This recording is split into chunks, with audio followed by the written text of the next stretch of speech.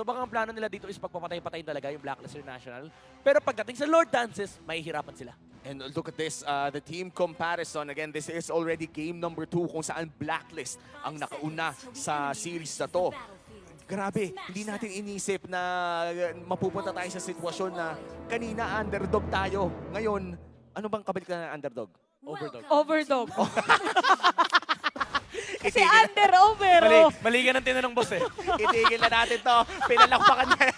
Pinalakpakan kayo. Sorry. Sorry na. Yung Sorry kasi na. tinuro sa English sa amin dati. Over. Tapos Ayan na. Welcome sa game number 2 Parang of on-in. Onyx versus Blacklist. Pag binaliktad mo yung underdog, madadapa. Overdog. Sige, tigilan natin. Ayoko na. It's actually an Edith na XP lane, no? Again, this was a Rome Rene J Mathilda pickup. At mukhang confident pa rin naman ang Onyx Indonesia entering this battle. Oh, Yeah. talagang makikita natin na feeling ko kailangan sila maging aggressive kung gusto silang mabawi kasi nakaka-trauma yun yung 5-0 kanina. Parang ikaw yung expect na maging mas aggressive tapos Yeah. nabaliktad. Pero feel ko na, gets naman nila na mangyayari yun for Onyx, no? Kasi nagpirateda rin naman sila. It was their choice. But now, they do have this jungle Dirot na naka-assassin emblem. So actually curious ako kung anong uunahing item nito. Kasi again, very important dito na makita ng Onyx kung ano ba yung use ni Dirot in this game. Kasi kapag nag-full damage siya rito, kawawa siya sa Lilia. And his problem as well, yung isa pa niyang problema, yung save na manggagaling kay Mathilda. So ngayon, bumili ng blade. Bumili ng Fury Hammer. Okay. This might be a full damage D-Roth, no? For the first turtle, makakalamang ba ang Onyx or it's still going to be Blacklist na magko-control ng sitwasyon around that turtle pit? Importante to eh. Mahirapan sila actually na labanan yung Lilia plus Fred rin dito sa, sa Turtle Pit. Kasi kahit pa sabihin natin kaya nilang tunawan yung HP ni Sensui, they don't have that follow-up. Although may kalit naman, pero ang problema kasi, again, may Matilda, may manliligtas with the Guiding Wind, and of course, yung zone na manggaling dito mula kay Yue, pero binaliktad actually ng Onyx instead. Wow! Oy, yun lang! Naku, nabaliktad na naman. Yung sinabi, parang nakita natin over-under. Pinatumbling ni Edward dito, si Naku Kuya po. Boots. Yun ang overdog! Sabi, okay ni! Binaliktad! Sabi ng Blacklist, okay ni! Ba't nag-overextend ka? Oh, masyadong nagda-dive talaga. Kaya naman ngayon may kita natin Blacklist International. Sila na naman ang makakakuha nitong turtle objective. Sensui again with a retribution. Ang ganda na sana eh. I-comment ko ni. Sabihin ko sana, okay, instead na nilabanan yung turtle, sabi ng Onyx, ano natin yung explainer? Paiyakin natin yung explainer. Kaso sumobra yung hampas ni Boots. Tapos after nun, natulak pa ng Primal Wrath and it was all said and done.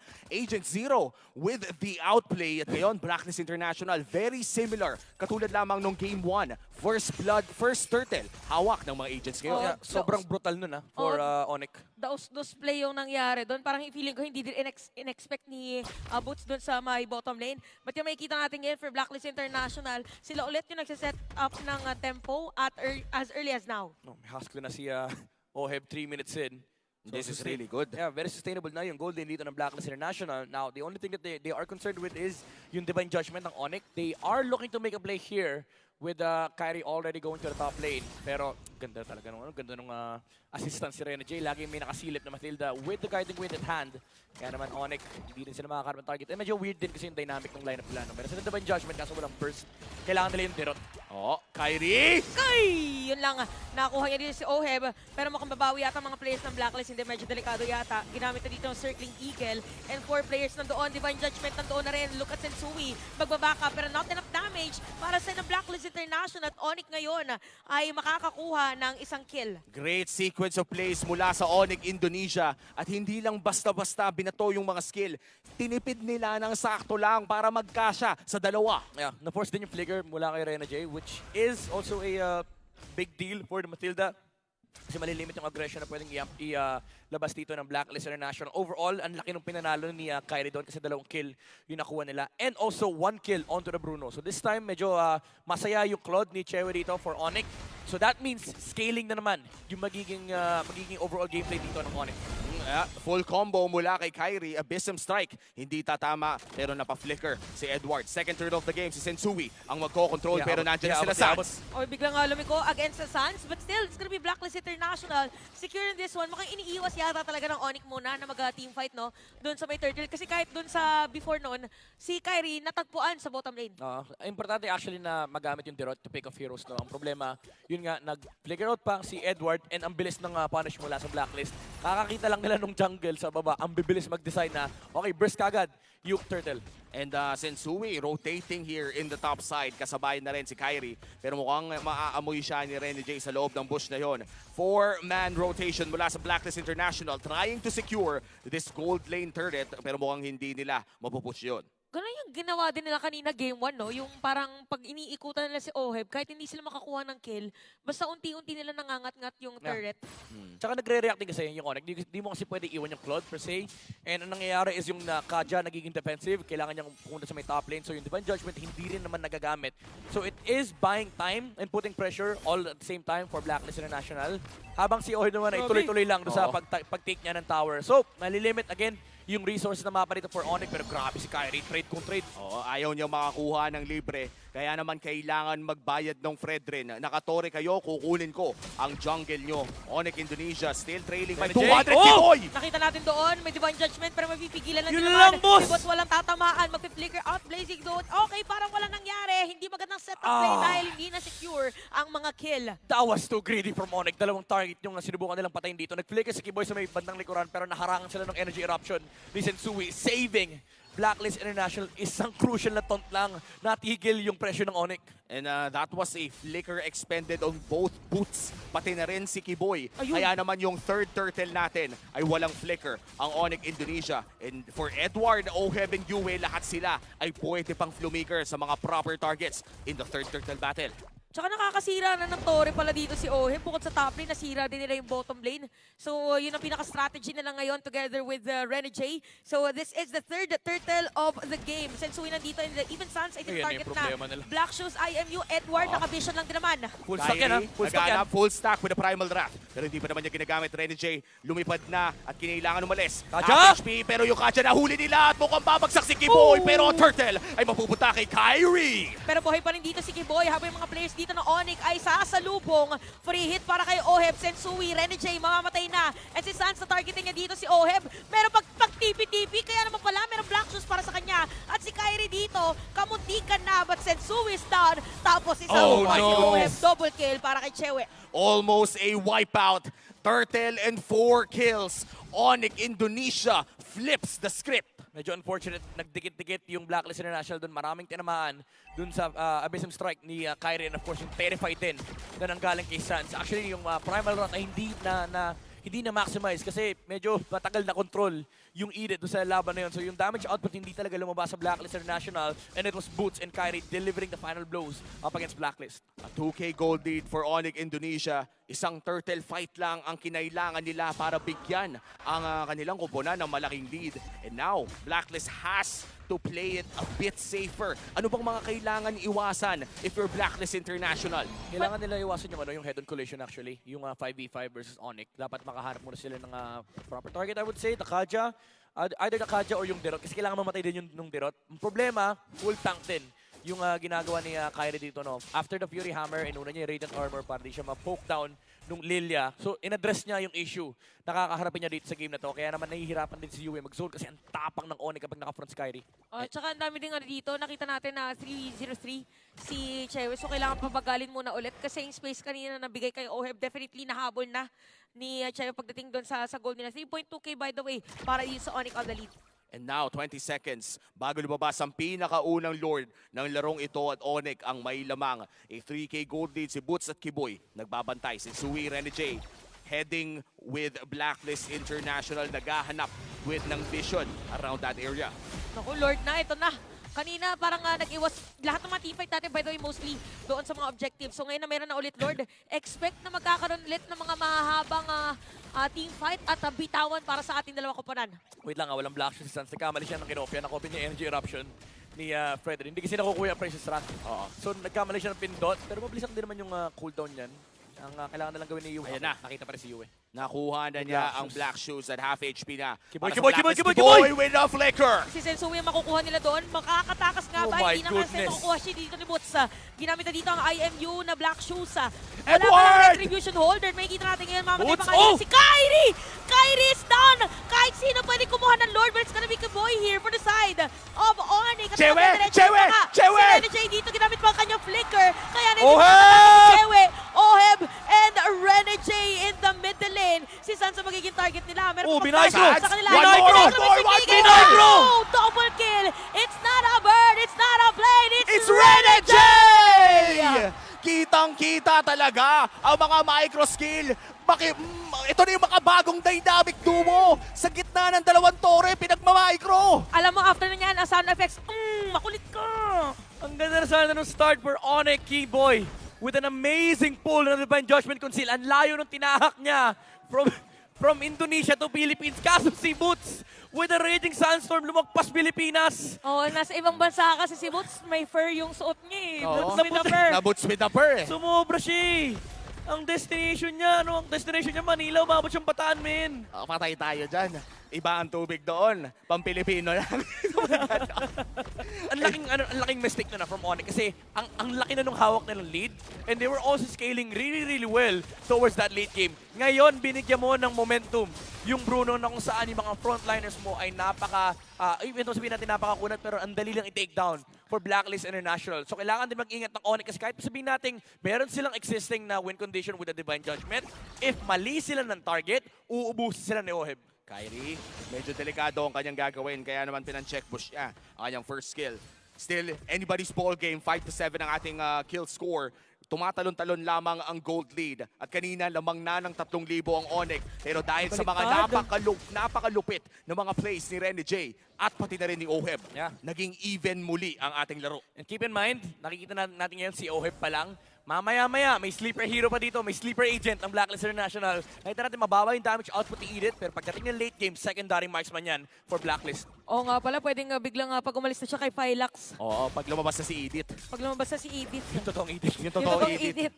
Oo, yun. By the way, yun yung nasa loob. Parang yung kay Johed yan. Oo. Si Johed. Yung Yung nasa Mecha. loob. Oo, yung Mecha.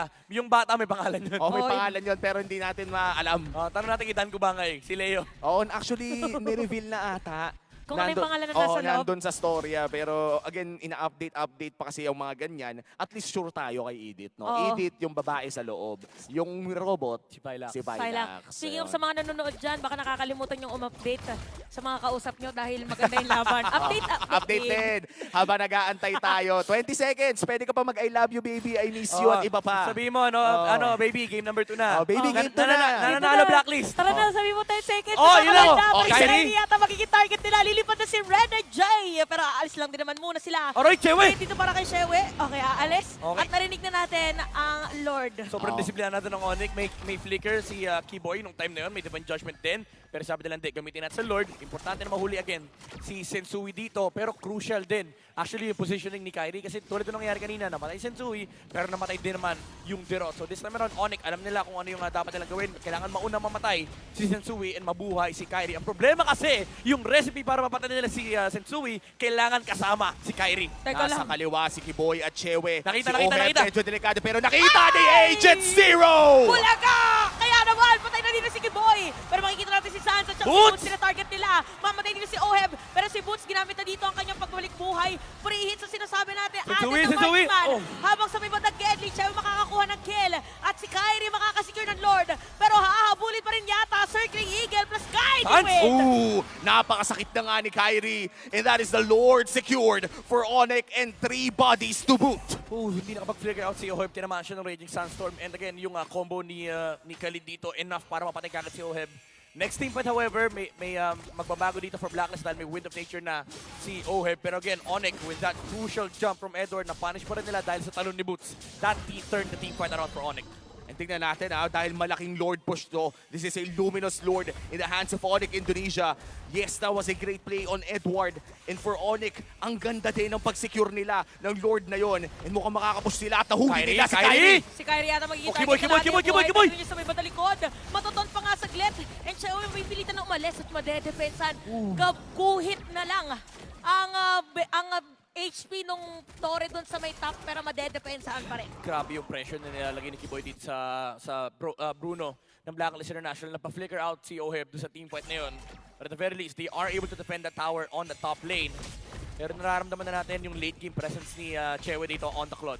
Yeah, sobrang sakit na nga ni Chewe. Kahit si Rene J napapa-flicker kanina kapag nakakapag-free hit. In Onyx Indonesia, in all seriousness, no, talagang lamang sila in this 3K gold lead at nararamdaman mo yan sa damage at dinagdagan pa nga nila. BOD on boots. Ito yung kahit saan pumunta si Oheb, either it's the Kaja or my Raging Sandstorm, lahat masakit. Yeah. Hindi pwedeng mag-all-in yung Blacklist dito sa target na sa mga frontline. Kasi pag nakita ni Boots, si Oheb talagang matic. Instant talon with the Raging Sandstorm flicker. So kailangan mag-ingat ang Blacklist International with how they engage in team fights. Lalo pat yung mga frontliners sila. Again, si Sensui, pati na si Rene J. And kahit si Edward, actually, hindi kaya yung damage output na nilalabas ni Kyrie at ni Chewe. Dahil nga yung Dirot, talagang may physical penetration yan. Babawasan yung physical defense mo. And of course, Chewe with the THS, talagang HP-based yung damage output dito ng Claude. So kailangan talagang mag-ingat ang Blacklist International with how they engage in the frontlines. If ever siguro na pumasok dito yung Blacklist tapos hindi nila ma-secure yung skill, kailangan yung kill rather, kailangan ang pinaka-next nila na step is paano makakatakas, paano makakaalis agad. Pero yun, pakaba, yung mga pakaba ganong checking lang kung pwedeng sumet up ng play. Mga lipad na may biglang liko para lang manakot. And sometimes di natin alam, may mga napapakagat, may mga napapabait. Pero this time, Onyx Indonesia, very confident in their movements. 20 seconds bago mag-alert. Update na muna kayo ulit. Oo, grabe, bes, hindi ako makahinga. Sabi mo, Ben, nanalo Onyx team fight. Mga update lang dahil 10 segundo ay kailangan mo nang i-hit ang send. Magkakaroon ata ng malaking team fight. Dapat may emoji yan, Dapat may emoji yan para naman hindi niya isipin na galit ka. Nagalit, oo, tama. Ang malungkot doon, pagkatapos ng Lord fight, hindi pa rin nasisin. Nako, may explanation ka pa mamaya, may sarili kang best of 5. Ang malapit na sa sobrang ganda ng laban, hindi mo pa pala na-send. Ay, patay tayo dyan. May sarili ka talagang grand final. Alam mo kung anong solusyon dyan? Ano? Imbitahin mo na lang manood Tama. ng M5 Para hindi mo kailangan mag-update. Para hindi mo na kailangan mag-update na kapag banding pa kayo. Tama. Blacklist maghahawak ng Lord. It is a 16-minute Lord pero mukhang may nahuli silang isa. Si Edward! Edward! Guiding win! Edward is still alive, kaya naman meron kapalit si Kyrie ang makukuha dito ng Blacklist International. Napakalalim ng napuntahan pero buhay pa rin. Binalik ng bataan ni Rene J. Boy. Ganon kalayo. Uy, Edward, miss ka na namin dito. Uwi ka muna. Kaya naman sinimulan na nila muli ang Lord. Sinundo siya ni Kiboy.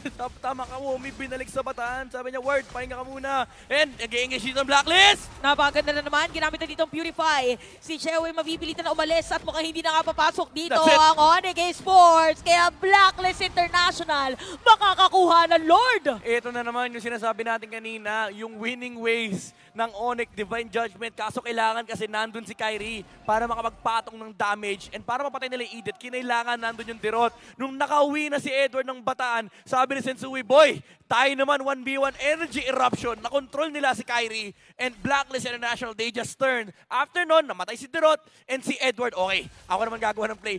Flickering onto Chewe and nung na-force yung Purify, things got awkward for Onyx Esports. And the best part about this is may kasabay siya. Sabay silang lumapag ni Rene J. So regardless, talagang kaya nilang pumalag doon. And Onyx Indonesia now on the defensive state of at least 3 inhibitors still online para sa kanila. Blacklist susubok tumulak sa taas. Ikatlong Lord na to makikita natin na lulundag yung Lord. Ginamit na rin yung makapag-defense, Kiboy. conceal. Si Kiboy sabi niya, teka lang, Oh! parang medyo mahirap na pumasok, medyo napalik-kulang.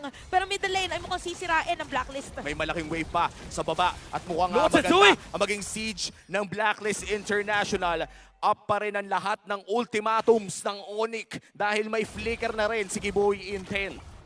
Men, kung ako talaga si Kiboy, talagang ahunting ko sa Season 2. Kanina pa niya hinaharangan yung Kaja. Ako, hilahin mo. Kasi may immortality ako. And nakakabad. Kung ikaw yung Kaja, mababadrip ka. Ano ba, malas ka dyan? Di ikaw yung gusto ko hilahin. Ang hirap pumasok nun. Kahit kanina, di ba nakikita mo parang yung katawan niya, yung utak niya gustong pumunta doon sa kaliwa. Pero dahil doon sa mga bitaw na mga skills, pumupunta siya sa kanan. Ang daming landmines eh. Oo, Oo. ang daming landmines, ang daming kailangan isipin. Ay, ito yun. Oo. Ayun, pagkahila kay Edith, may guiding wind Pataan palabas. ka muna. And sabi ni Sensui, tayo naman. That was such a great play coming in from Rene J. Tsaka yung instinct nga na pindutin yung guiding wind. Kasi guys, pinipindot yung guiding wind para lang sa mga hindi pumipindot ng guiding wind dyan. Ako nga, gusto kong minsan pindutin eh. Kaso yung kampi ko kinukuha eh. Oh, ayan, perfect example, guys. Pero dahil pwedeng pindutin, wag nyo laging pipindutin. Depende kung sinong may Sa importanteng comms yan. pindot. Nasa comms yan. Eh, alam mo naman, ang Bataan Boys, may sariling ano yan. May sariling May linya sariling yan. linya yan, di ba? May speed dial yan. Kumbaga may linya para kayo eh. Pero pag si Edward, matic yan. Yan. Ang problema lang, yung linya kay Kyrie, international call na yun eh. Oh, mahirap eh. Mahirap na May yun. delay. May delay tsaka may bayad. May dagdag. By the way, gusto ko lang sabihin 5 hits lang si Kyrie kanina kay Oheb. Oh, 5 ganun hits nakasakit. lang. Oy, Rene J. Kumunti ka Diba na. sabi sa'yo, nadala ka na rin. Feeling ko next time ikaw na yung magugulat kung magsiset mo si Rene J or Oo. hindi. Bakit ako, kanino ba hindi ba ako nagugulat? Sa bagay, nagulat ka na nga. Oo, gulat na nga ako sa mga ginagawa nila dito kasi parang 2 beses na tayo nagtatanong, pwede pala yun? Oo, si Rene J dito from Peaches to Bataan eh. Oo, yun talaga. Tingnan natin Agama si Beaches Edward. are in Georgia! Hold that. Ay, nako, Rene J. One of the best, hindi lang players, kundi Personalities. entertainers and personalities of MLBB Grabe history no, na rin. imagine mo, influencer ka na, player ka pa, M5 participant ka pa. Grabe, Oo. no? What more can you ask for? Singer ka pa, Singer ka pogi ka pa, Captain ka pa. Captain ka pa. O ngayon, tapatan na ng 2 pogi mula sa, hindi, 3. It's Edward, Rene J, and Kyrie. Lahat na lang sila, Magtatapatan pogi. dito. Lahat na lang. Boss, sama mo naman si Sensui, boss. Pinangalan na. Taga-Bataan din ba si Sensui? Hindi, I mean, nasa harap na siya ng Lord. Sama mo, pabi mo pogi eh. Kung pogi, si Sensui, pero akala ko si Bataan lang eh. Oh, yan, si Kyrie. Oh, Oh, yan. Oh, Bataan Sky. Boys, Bataan Boys. Oh, Bataan Malabo. Boys. Pero tank build itong Dirot na to, no? Tandaan natin na hindi Kiboy! na babawas. Kiboy! Naku naman, Kiboy! Lord, kung hindi ka pa naman nakulit! Pero yun nga lang, makikita natin ngayon, patay. Hindi mo, buhay pa rin, pero marereset naman yung Lord. Si Edward ata ang napabaya. Tapos natakot si Oheb. Makapag-dash naman pala yun. Pero si Kyrie ngayon ay low HP na rin. At kailangan na ngang umalis ng parehas na team. At mukhang sisimulan muli ng blacklist ang Lord na to. Okay, mukhang maganda yun for Onyx. I mean, masama nung una, pero napaganda. Pero ginamit yung Divine Judgment. Ginamit yung Divine Judgment para mapatay si Edward nung tumalon siya with the flicker play. So this team fight would be different. Walang haharang kay Sensui. Walang hahatak din dito kay Oheb. 30 seconds para kay Edward. Make that 20. Nahuli din na option. si Kiboy. Meron taunt against Oh! Kiboy, pero nga lang meron Divine Oh, may Judgment, round two. wala na immortality din si Sensui. At mapipilitan na gamitin din ang Blazing Duet Sensui. Oheb! Oheb, mapatay din si Kyrie. Habang yung Lord buhay pa rin. Pero si Chewe, labanan na to ng mga marksman. Labanan na nga ito, pero Oheb is gonna be down. Oh no! Chewe, Oh no! going ham. At kailangan na nga tumakas si Rene J dito pero tinakot pa rin ni Sands. And that's a 2v4 at ang Lord ay mapupunta sa Onyx. Ginulat ni Kiboy si Sensui. Meron na palang round 2. May round 2 na pala Oh. nung Divine Judgment and hindi in-expect yun ng Blacklist International. Naka-fleeting time na Oh, rin kasi fleeting balik. time. Sa bagay, namatay nga din pala yung Edith. Tsaka meron na Oh, ulit this is ngayon if ever. 2v4, 2v4. Okay, 2v4, Edward, may Primal Wrath, Kiboy, going in. Oh, Sans, Rene copy. J, makakatakbo naman siya pero low HP na siya. Ginamit agad yung Blazing Duet. Meron 3 minion wave dito. Ang Tower side lock. ng Onyx. Tower lock na para sa kanila. Pero mapipigilan mawala ng immortality. Patay na. And it's gonna be a free hit. Tower lock. Onyx ties this game 1-1. Napakaganda ng pinakita ni Kiboy at nila Boots lahat na. Nahuli nila si Oheb in that very, very crucial Lord take.